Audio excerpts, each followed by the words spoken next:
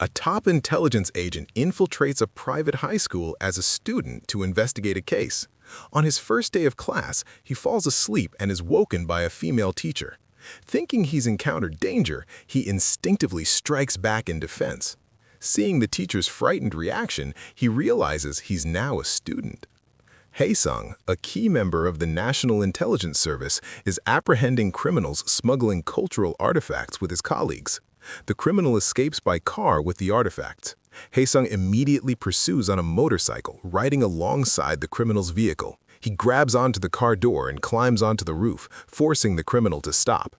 The criminal swerves left and right, trying to shake him off. Hae-sung steadies himself with one hand while using his helmet with the other to successfully smash the window. He slips into the car and snatches the artifact from the criminal's hands. Unexpectedly, the car hits an obstacle, flips violently, and explodes in flames. His colleague thinks Hae-sung has perished in the fire, but the next second, Hae-sung emerges from the flames carrying the criminal over one shoulder and the artifact in his other hand. Mission accomplished, they return the artifact to their team leader. The leader carefully opens it, only to discover the artifact is missing an arm. Hae-sung recalls carefully and remembers it broke during the fight when he fired his gun. The leader can only bite the bullet and report to the director. The director flies into a rage and immediately orders Hae-sung's dismissal. The leader wants to protect this excellent team member and pleads for Hae-sung, saying he'll do anything as long as Hae-sung isn't fired. The director then assigns him a mission, stating that if he wants Hae-sung to stay, he must make amends through merit. The leader quickly assembles the team for a meeting to announce the mission content and background. During the Japanese occupation, King Gojong entrusted 10 tons of gold bars prepared for national independence to his subordinate Seo Byungmun for safekeeping. However, the traitor Seo Byungmun kept the gold bars for himself. After Japan's defeat and national independence, Seo Byungmun had to go into hiding, and the gold bars he hid away still lie dormant somewhere to this day. The leader presents photos proving the gold bars do exist. The National Intelligence Service once investigated the Byungmun Foundation using this evidence, but found nothing. The only place the NIS overlooked was Byungmun Private High School, which is under the foundation. Recently, the NIS received a tip that the gold bars hidden by Seo Byungmun are somewhere in the school, and the foundation plans to smuggle them overseas. So Hae-sung's mission is to pose as a high school student, enter Byungmun High School, and find the gold bars. A man in his 30s posing as a 17 or 18-year-old high school student, Hae-sung thinks it's absolutely absurd. But when he hears that if he fails the mission, his leader and colleagues will also be implicated, he ultimately agrees. Meanwhile, the teachers at Byungmun High School are celebrating the vice principal's birthday. Sua sings and dances enthusiastically to please the vice principal, hoping to secure her permanent position. The vice principal maliciously forces her to drink, and the drunk Sua causes a disaster. Not only does she grab off the vice principal's toupee, but she also steals the taxi the vice principal hailed and escapes first. The regretful Sua goes to her mother's restaurant for hangover soup. Coincidentally, the dejected Hae-sung is also there eating. Sua sees the handsome Hae-sung and can't help but swoon. Just then, some thugs try to dine and dash. They pretend to be students and turn the tables, accusing Sua's mom of selling alcohol to students and using this as an excuse to refuse payment. Sua rushes up to argue but is harassed by the thugs. Fortunately, Hae-sung plays the hero and uses his fighting skills to beat the thugs soundly. The thugs are scared into paying properly. Sua's mom is grateful for Hae-sung's help and refuses to accept payment for his meal. Hae-sung insists on paying, then says goodbye and leaves. Sua watches Hae-sung's handsome face, her heart pounding uncontrollably. She's certain this is what love at first sight feels like. Hae-sung returns home exhausted. He recalls being bullied by classmates when he was in high school and feels an inexplicable resistance toward school.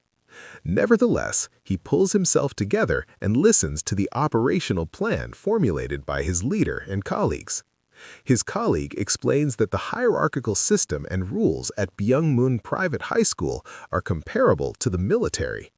The student council stands at the top of the power structure, and even teachers don't dare oppose them casually. They've forged an identity for Haesung as a special admission student entering the school through community service. Because the school doesn't welcome transfer students, and to blend in with classmates, Haesung also needs to learn current popular internet slang and memes. In the evening, the leader has dinner with his wife, daughter, and Haesung.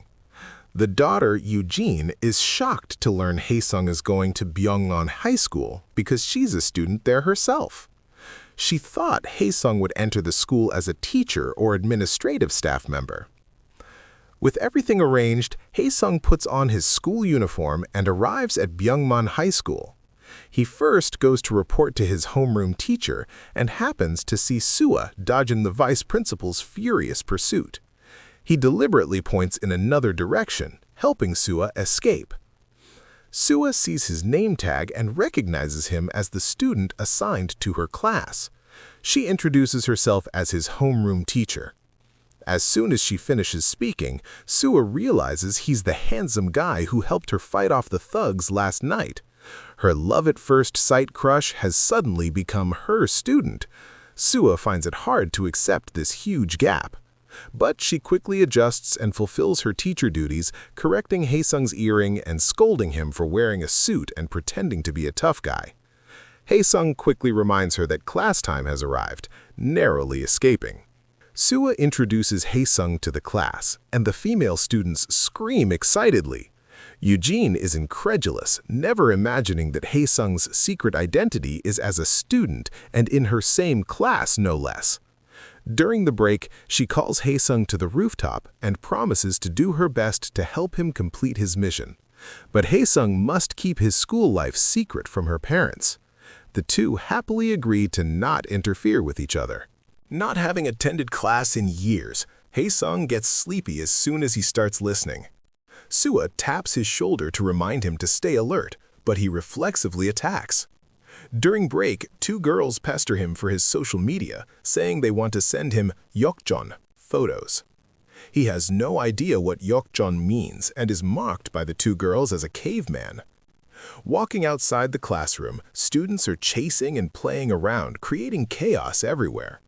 Just as he's feeling the headache, he gets splashed with milk. He barely makes it to lunch break and wanders around campus looking for possible places where the gold bars might be hidden. He discovers an old building with a no-entry sign. Although the main door is locked, the electric meter is running normally. Sensing something unusual, he's trying to figure out how to sneak in when he suddenly hears cursing nearby. Following the sound, he sees several male students bullying his deskmate. The boys don't take Haesung seriously and order him to go buy drinks for everyone. Just as Haesung is about to lose his temper, an image appears in his mind. His leader transformed into Buddha holding a wooden fish, advising him to restrain himself. He turns back and puts on a servile attitude, volunteering to buy drinks for everyone. Back in the classroom, he asks his deskmate about the old building. His deskmate tells him the school rumor says the old building is haunted and warns him never to go near it. Haesung also advises his deskmate that if he gets bullied in the future, he should learn to fight back. Otherwise, the bullies will only get worse. Meanwhile, the school's chairman is attending Assemblyman Choi's funeral. He assures the family he'll take responsibility for the child's education and arranges for his subordinate to transfer the child to the school's special class. Assemblyman Park, also attending the funeral, thinks that Assemblyman Choi's feud with the chairman over education reform and his sudden death seem rather unusual. The chairman warns him to watch his mouth and not cause trouble. Leaving the funeral site, a subordinate reports to the chairman that everything has been arranged. The case was closed without an autopsy, so they need not worry. The chairman breathes a sigh of relief. Since they've resolved this major problem, they can officially begin their operation.